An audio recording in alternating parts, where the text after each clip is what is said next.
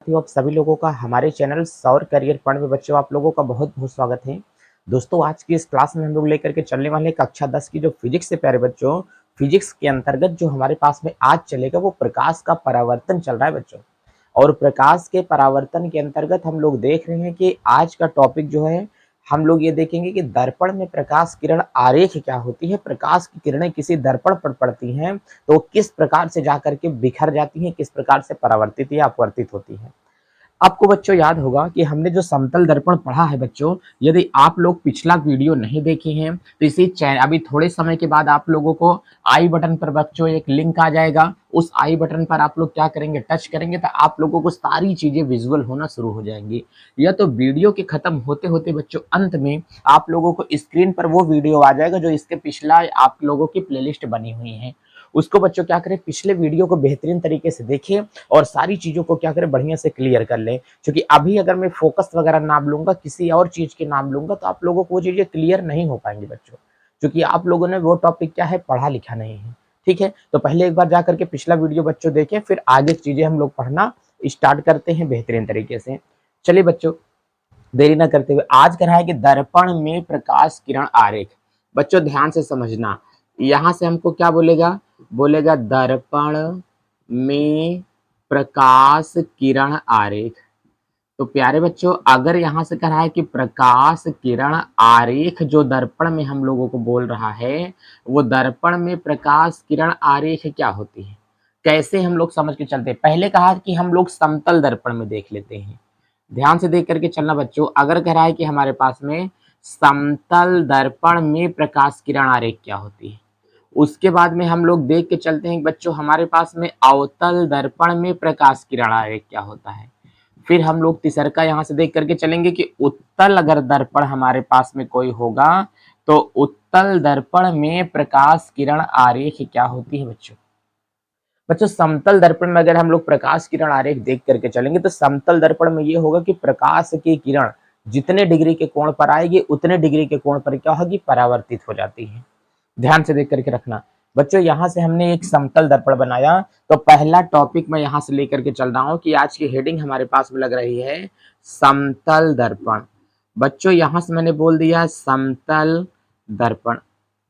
अब आप लोग ये समझ के हमें बताएं कि समतल दर्पण के अंतर्गत जो प्रकाश किरण आरेख हमारे पास में दिखाई दे रही है वो क्या होगी। तो कह रहा है कि माना एक बच्चों ये क्या होगा हमारे पास में समतल दर्पण। अब आप लोग हमको ये बताएं कि जो यहाँ से हमने समतल दर्पण बनाया है, अगर इसके सामने कोई प्रकाश किरण आरेख आती है तो समतल दर्पण के अगर आपतित किरण अगर कह रहा है कि 90 डिग्री के कोण पर आ रही है, मतलब लंबवत आ रही है, तो उसी मार्ग पर प्रकाश की किरण बच्चों पुनः क्या होती है, वापस लौट जाती है। ये बच्चों समतल दर्पण की कंडीशन है कि आने वाली किरण जिस डिग्री के कोण पर आएगी उसी डिग्री के कोण पर क्या होती है, परावर्तित हो जाती है।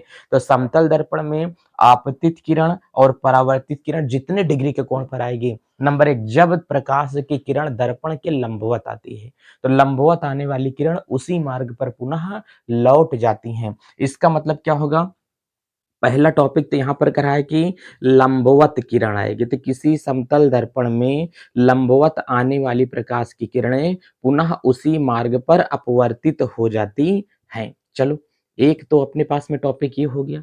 इसका मतलब करा है कि समतल ये कितने डिग्री के कोण पर चली जा रही है, 0 डिग्री के कोण पर प्रकाश की किरण चली जा रही है।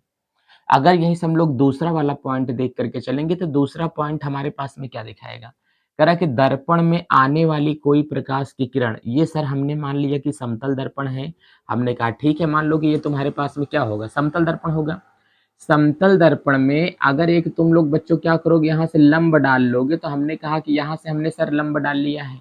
लंब आप लोग बच्चों जितने डिग्री के कोण पर आप लोग क्या करोगे, लंब डालोगे, उतनी डिग्री के कोण पर आप लोगों को ये किरण, इधर से किरणें आएंगी तो इधर से किरणें यहाँ पर क्या होगी, निकल जाएगी। जितने डिग्री के कोण पर किरणें आएंगी बच्चों, उतने डिग्री के कोण पर किरणें क्या होंगी, निकल कर चली जाएंगी। बात समझ में आ रही कि नहीं। ये हमारे पास में समतल दर्पण होगा। अगर यहाँ पर कहा है कि किरण हमारे पास में प्यारे बच्चों, अगर कहा है कि किरण यहाँ से हमारे पास में 45 कितना डिग्री पर आ रही है, 45 डिग्री पर आ रही है, तो इधर से जो जाने वाली किरण होगी एक डिग्री पे चली जाएगी, 45 डिग्री पर। तो दर्पण के सामने आपतित होने वाली जो किरण होगी, जितने डिग्री के कोण पर आएगी, उतने डिग्री के कोण पर प्रकाश की किरण चली जाती है। ये तो हमारे पास में बात हो जा रही है समतल दर्पण की, ठीक है ना। अब यहाँ से एक बात और हम लोग समझ करके चलेंगे, यहाँ पर जितने डिग्री का कोण बनेगा उतने डिग्री का कोण प्यारे बच्चों यहाँ पर भी बनेगा। तो ये वाला कोण बराबर होगा किसके, इस वाले कोण के बराबर होगा। तो समतल दर्पण में जो आने वाली प्रकाश की किरण होती है, वो जितने डिग्री के कोण पर आएगी, उतने ही डिग्री के कोण पर बच्चों वो क्या होती है, चली जाती है। इसमें एक भी पैसे की आपको हिचकिचाहट नहीं होनी चाहिए। अब ध्यान से देखना कि हम लोग इसको यहाँ से क्या करते हैं, खत्म करते हैं। अब ये तो हमारे पास में हो गया। तो अब हम लोग यहाँ से देख करके ये चलेंगे कि हमारे पास में अवतल दर्पण देख करके चलेंगे। तो नंबर 2 पॉइंट चल रहा है कि किस दर्पण में, अवतल दर्पण में प्रकाश किरण आरेख।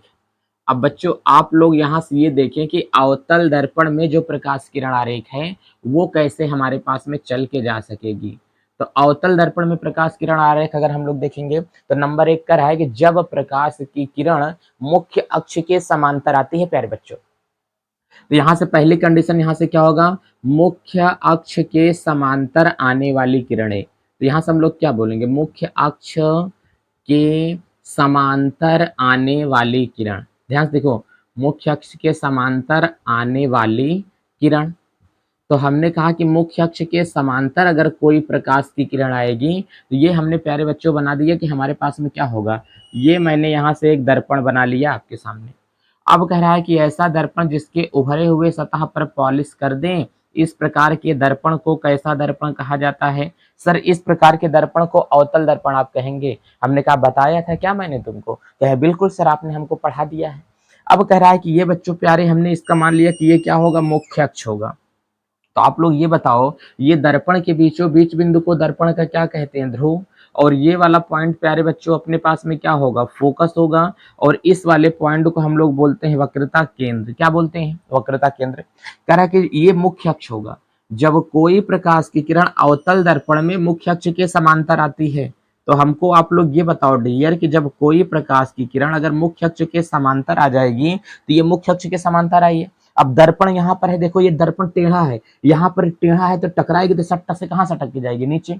अच्छा ये बताओ, हमने कहा कि ऐसे मैं एक बॉल ले लूं, प्लास्टिक की गेंद है, इसको मैं यहाँ पर टकराऊं तो सटक करके उधर जाएगा। क्यों, क्योंकि ये सतह एकदम क्या उभरी हुई है। अगर ये सतह हमारे पास में एकदम ऐसी होती, इस पे मैं टकराता तो ये झट से झटक के नीचे आती कि नहीं आती। तो ये भी तो सतह वैसे ही है, तो किरण सटक के नीचे की ओर जाएगी। अब बच्चों जब किरण ये सटक के नीचे की ओर जाएगी ना, तो ये हमने कहा किसको काट के जाएगी, फोकस को काटती हुई ऐसे चली जाएगी। बच्चों ध्यान से देखना, तो कह रहा है कि ये जो किरण होगी, ये हमारे पास में किसको काटती हुई चली जाएगी, कह रहे हैं सर ये फोकस को काटती हुई किरण चली जाती है। तो मुख्य अक्ष के समांतर आने वाली किरण परावर्तन के बाद में किसको काट के जाएगी, फोकस को काट के जाती है। अच्छा ये बताओ, अगर मैं इधर से पत्थर फेंक रहा हूं, तुम्हारे घर से होकर के गुजरता है, तुम्हारा घर ये बीच में है, इधर से मैंने क्या किया, पत्थर फेंका, तुम्हारे घर के ऊपर से होकर के गुजरा। तो हमने कहा कि अगर तुम उधर से पत्थर फेंकोगे तो हमारे घर के ऊपर से गुजर के जाएगी कि नहीं। तो भाई रास्ता तो बराबर होना चाहिए कि नहीं होना चाहिए। तो यही होगा, मुख्य अक्ष के समांतर आने वाली किरण फोकस को काट के चली जाती है। बच्चों ध्यान देना, मुख्य अक्ष के समांतर आने वाली किरण फोकस को काट के चली जाती है। अब यहीं से दूसरा दूसरा नंबर देख के चलेंगे। अब वो अगर दूसरा नंबर हम लोग देख करके चलेंगे, तो कह रहा है कि फोकस से किरण अगर डाल दिया जाए, तो हमने कहा कि मैंने पत्थर फेंका, कहाँ गिरा, तुम्हारे घर पे। तो तुम पत्थर फेंकोगे तो भाई कहाँ गिरेगा, मेरे घर पे गिरेगा। तो यही तो है, यही रूल हमको समझना है। तो मतलब देखो दोनों एक दूसरे को उल्टा है, मैंने पत्थर फेंका तुम्हारे घर पे, तुमने पत्थर फेंका हमारे घर पे गिरा। तो यही हमको कह रहा है कि अगर फोकस से आने वाली किरण, बच्चों ध्यान से देख करके चलना, क्या बोल रहा है, फोकस से आने वाली किरण। अब प्यारे बच्चों फोकस से आने वाली, अगर यहाँ से हम लोग किरण देख करके चलेंगे, तो फोकस से आने वाली जो हमारे पास में किरणें हैं वो क्या होंगी। तो आप लोग समझो, कह रहा है कि फोकस से आने वाली अगर हमारे पास में कोई किरण होगी, तो वह कह रहा है कि माना एक हमने दर्पण ले लिया। बच्चों ध्यान से समझना, ये हमने अवतल दर्पण यहाँ से लिया। अब ये कह रहा है कि इस ऐसा दर्पण जिसके उभरी हुई सतह पर हम लोग क्या करें, पॉलिश करें, उस दर्पण को हम लोग प्यारे बच्चों कैसा दर्पण कहते हैं, अवतल दर्पण कहते हैं। ये हमारे पास में जो दर्पण निकला बच्चों कैसा है, अवतल दर्पण होगा। कैसा होगा, अवतल दर्पण होगा। इसे हम लोग यहाँ से मान करके चलेंगे कि ये हमारे पास में क्या होगा, मुख्य अक्ष होगा। ये इसका क्या होगा, मुख्य अक्ष होता है। अब बताओ, अगर एक का हमने बच्चों यहाँ से मान लिया कि ये मुख्य अक्ष हमारे पास में दे दिया है, तो हमने कहा कि ये वाला पॉइंट इसका जो होगा, इस पॉइंट को हम लोग क्या कहते हैं, ध्रुव कहते हैं। इस पॉइंट को हम लोग क्या कहते हैं, फोकस कहते हैं। इस पॉइंट को हम लोग क्या कहते हैं, वक्रता केंद्र कहते हैं। तो मतलब ये होगा सी, ये है एफ, ये क्या है, पी होता है। तो बताओ, इतनी बातें आपको समझ में आई कि नहीं? तो हमने कर दिया सरकार कि ये अपने आप पास में क्या होगा, पी बिंदु होता है। कह रहे हैं कि मुख्य अक्ष के समांतर किरण आई तो फोकस को काट करके चली गई। अगर फोकस से डालें किरण, अगर कह रहा है कि फोकस से मैं किरण डाल देता हूं, तो हमने कहा भाई डाल दो, तुम्हारा मन है तो। अगर फोकस से किरण डालूंगा सरकार, तो ये परावर्तन के बाद में अगर जब यहां से आई फोकस को काट के गई, फोकस से डालेंगे तो इसको काट के चली जाएगी। मतलब फोकस से आने वाली किरण मुख्य अक्ष के समांतर चली जाती है। तो यहाँ से प्यारे बच्चों हमने बना दिया कि फोकस से आने वाली किरण कहाँ से होकर के चली जाती है, मुख्य अक्ष के समांतर चली जाती है। प्यारे बच्चों ध्यान से देखना कि फोकस से जाने वाली किरण किसको काट करके चली गई है, मुख्य अक्ष के समांतर हो जाती है। भाई साहब ये तो वही बात हो गई ना, जिससे डरते थे वही बात हो गई। तो ये क्या है, मुख्य अक्ष के समांतर आने वाली किरण के का काट के गई, फोकस को काट की गई। अगर फोकस से किरण डाल देंगे बच्चों तो कहां से चली जाएगी, वाओ, मुख्य अक्ष के समांतर किरणें चली जाती हैं। बोलो बच्चा पार्टी, इतना समझ में आया आप लोगों की? अगर इतना समझ में आ गया है तो इसके लिए किसी पैसे की दिक्कत परेशानियों का सामना आपको नहीं करना चाहिए। सारी चीजें एकदम बेहतरीन लेवल पर समझ में आएंगी। चलो एक बात आप लोग और समझ लो, अगर हमने कहा कि किसी प्रकाश की किरण को, एक बात और समझो, ये तो अब हम लोग यहाँ पे तीसरा का समझ लेते हैं बच्चों, ध्यान से देखना। अगर तीसरा नियम हमारे पास में क्या कह रहा है, तो तीसरा नियम आप लोगों को समझना चाहिए। तीसरा कह रहा है कि यदि प्रकाश की किरण कहाँ से आए, तो कह रहा है कि वक्रता केंद्र पर आने वाली किरण। बच्चों ध्यान से देखो, वक्रता केंद्र पर आने वाली किरण।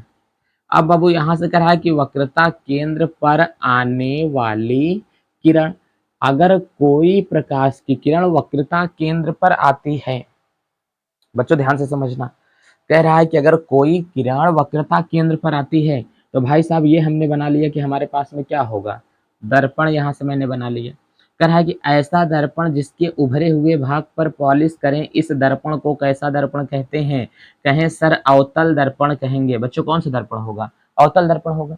अच्छा, ये अगर अवतल दर्पण हमने यहाँ से ले लिया है, इसका हमने यहाँ से बना दिया कि ये क्या होगा, मुख्य अक्ष होगा। ये क्या होगा, मुख्य अक्ष होगा। ये वाला जो बिंदु होगा बच्चों, इसका क्या होगा, ध्रुव होगा। ये वाला जो बिंदु होगा इसका यफ होगा। ये वाला जो बिंदु होगा इसका क्या होगा, सी होगा। तो हमको कह रहा है कि वक्रता केंद्र ये अपने पास में क्या होगा, सी होगा। कह रहा है कि किरण कहाँ से आए, वक्रता केंद्र पर अगर किरण आपतित होती है तो यही कह रहा है कि किरण अगर कहाँ पर आपतित हो, वक्रता केंद्र। मैंने लाइन को कट कट कर दिया तो इसका मतलब वही लाइन है, ठीक है। कह रहा है कि वक्रता केंद्र पर अगर किरण आपतित हो तो बताओ वो कहाँ से होकर के चली जाती है। हमने कहा बच्चों, अगर कभी वक्रता केंद्र पर किरण आएगी तो केंद्र पर आने वाली किरणें दर्पण से टकराने के बाद पुनः उसी मार्ग पर लौट जाती हैं। तो इसका मतलब ये जिधर से आई थी बच्चों, ये किरण उधर से ही क्या हुई, चली गई है। तो अब बताओ, उधर से आने क्या हुआ, ये किरण इधर से आई और इधर ही क्या हुई, चली गई।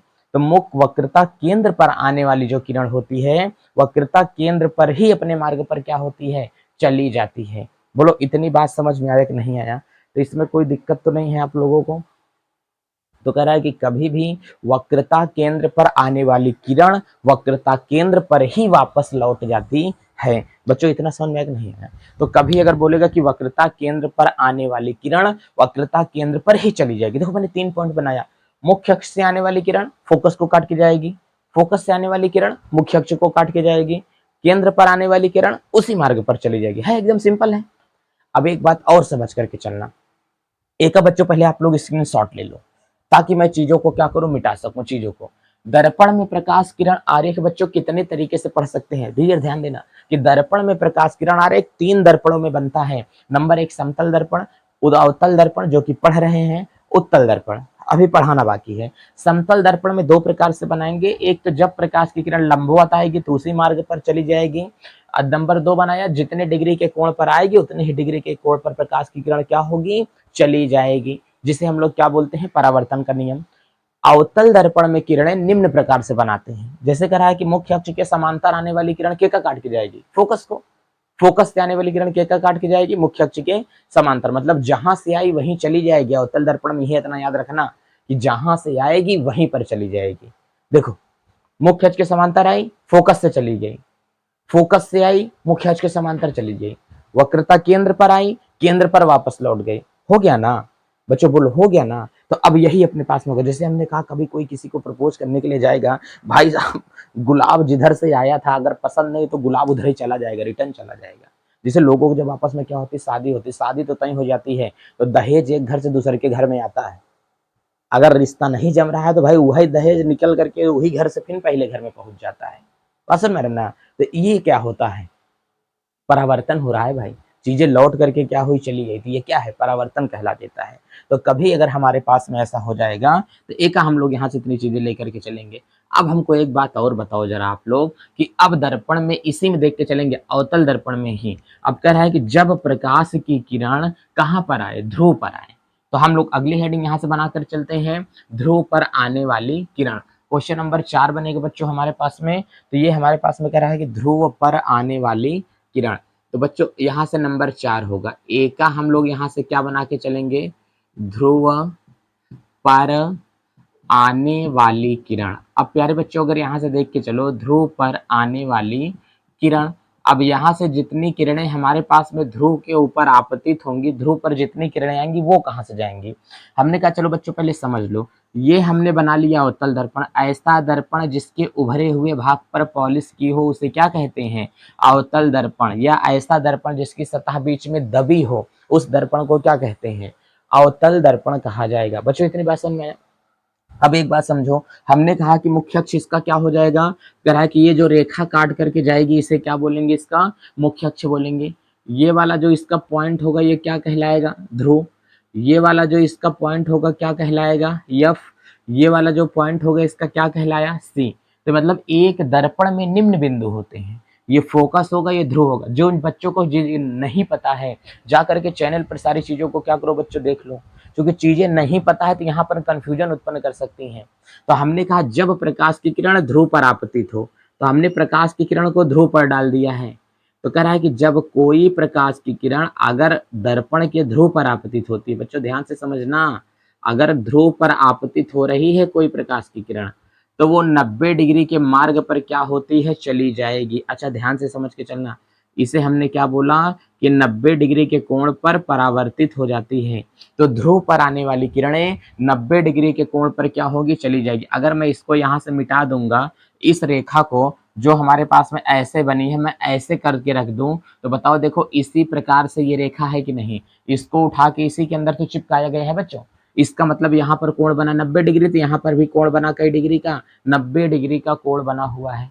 तो कोई प्रकाश की किरण अगर दर्पण के ध्रुव पर आती है प्यारे बच्चों, तो ध्रुव पर आने वाली किरणें कहां से होकर के चली जाती हैं, ध्रुव पर आने वाली प्रकाश की किरणें चली जाएंगी। कहां से चली जाती हैं, तो कह रहा है कि ध्रुव पर आने वाली किरणें हमारे पास में कहां से होकर के चली जाएंगी, तो ये कह रहा है कि 90 डिग्री के कोण पर चली जाएगी। जितने डिग्री के कोण पर आएगी उतने डिग्री के कोण पर यहाँ पर भी जाएगी। मतलब इसके बीच में बना हुआ कोण और इसके बीच में बना हुआ कोण, इन दोनों के बीच में ये आपस में क्या होंगे, बराबर 90 डिग्री हमेशा बन जाएगी।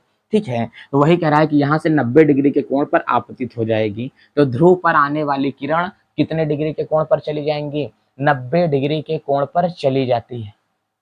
चलो एक बात तो हमारे पास में ये समझ में आ गया। अब हम लोग यहाँ से तीसरका देख के चलते हैं कि और हमारे पास में क्या किरणें होंगी।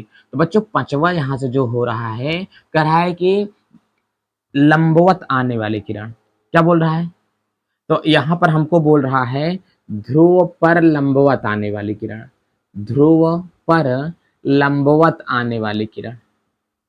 लंबवत किरण अगर कौनो आएगी तो ये कहाँ से चली जाएगी, हमने कहा कि ये हमारे पास में दर्पण का ध्रुव हो जाएगा। चलो भाई ठीक है, ये हमारे पास में अवतल दर्पण हो जाता है। क्या इतनी चीजें आपको समझ में आ गई। ये दर्पण का क्या कहला देगा, इसका ध्रुव कहला दिया पी। ये दर्पण का क्या कहला दिया एफ। ये दर्पण का क्या कहला देगा सी। अगर इसी मुख्य अक्ष पर ही कोई प्रकाश की किरण आ गई तो इसी मार्ग पर वो पुनः क्या होती है, लौट जाती है। तो ये 0 डिग्री के कोण पर चली जाती है। क्या होते हैं? 0 डिग्री के कोण पर चली जाएगी, समतल दर्पण की भांति व्यवहार करने लगती है। बोलो इतना समझ में आया? तो हमने कहा कि ये भी एक हमारे पास में क्या है, प्रकाश किरण आरेख है बच्चों। इसको ध्यान से देख करके रख लेना, क्लियर बढ़िया बेहतरीन तरीके से क्लियर है ना, क्योंकि आपके यूपी बोर्ड के एग्जाम में ये सारी चीजें पूछी जा सकती हैं। चलिए बच्चों, अवतल दर्पण हमने आपको पढ़ा दिया है। अब हम लोग यहाँ से देख के चलते हैं कि उत्तल दर्पण में प्रकाश किरण आरेख कैसे बनती है। बिना देरी के देखिए, आप लोगों को सारी वीडियो, आप लोगों को बच्चों 4 बजे से वीडियो मिलना शुरू हो जाएंगी, रात में 9 बजे तक आप लोगों को वीडियो मिलेंगी। लगातार चैनल को देखते रहे बच्चों, आपकी वीडियो आई कि नहीं आई है, ठीक है। आप अपने लेवल की, अभी मैं आपको टाइम टेबल नहीं दे सकता, लेकिन 4 से 9 के बीच में वीडियो डेली अपलोड हो जाया करेंगे, आपको डेली वीडियो मिल जाया करेगी। चलिए, इसको अब हम लोग यहाँ से मिटाते हैं और दूसरा का टॉपिक हमारे पास में है कि उत्तल दर्पण में। बच्चों ध्यान से देखना, उत्तल दर्पण में जो किरण अगर हम लोग देख करके चलेंगे, ये कैसी बन करके जाएगी। तो पहला टॉपिक बच्चों अगला हमारे पास में क्या बन रहा है, उत्तल दर्पण में। चलिए एक हम मिटा देते हैं, फिर यहां से हम लोग देख के चलते हैं कि उत्तल दर्पण में। अब बाबू अगर उत्तल दर्पण में मैं यहां से लेकर के चलूंगा कि कैसे बन के जाएगा, तो हमने कहा चलो भाई पहले समझ लो, ये हमारे पास में उत्तल दर्पण है, ये उस उत्तल दर्पण कहा जाता है। तो उत्तल दर्पण ऐसा दर्पण जिसके धंसे हुए भाग पर पॉलिश करें, ये इसका क्या कहला देगा बच्चों, मुख्य अक्ष कहला देगा। ये दर्पण का ध्रुव होता है और उत्तल दर्पण का सब दाईं ओर होता है मामला, केवल वस्तु के लिए बाईं ओर रखी जाती है। ये इसका कह रहा है कि हमारे पास में क्या होगा, यहाँ से तो हमने कह दिया बच्चों ये यफ होगा, क्या होगा यफ, और ये वाला जो पॉइंट होगा क्या होगा, सी होगा।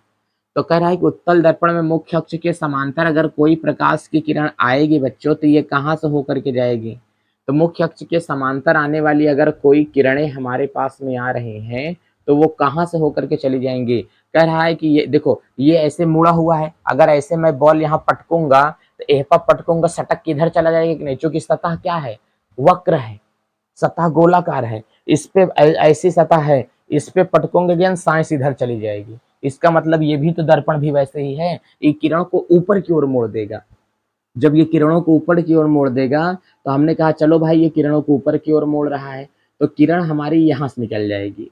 तो मुख्य अक्ष के समांतर आने वाली बच्चों अगर क्या होगी, किरण होगी, तो दर्पण से टकराने के बाद ये पीछे की ओर, आगे तो फोकस को काट नहीं पाएगी, तो इस किरण को बच्चों हम लोग कहाँ पर मिलाएंगे, पीछे की ओर इस किरण को मिलाएंगे।